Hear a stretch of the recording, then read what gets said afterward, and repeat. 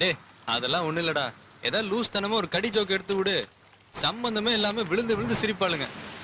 அப்புறம் அப்புறம் நீ என்ன வளர்னாலும் ரசிப்பாளுங்கடா. அசோக், அந்த கடி ஜோக்கே நீயே சொல்லிட.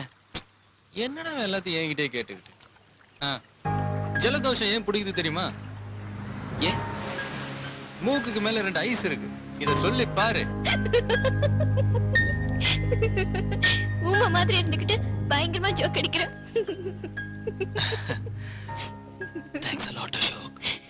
ஜோக் எல்லாம் என்ன பெரிய விஷயம். நான் கவிதையே எழுதுவேன் தெரியுமா? அப்படியா?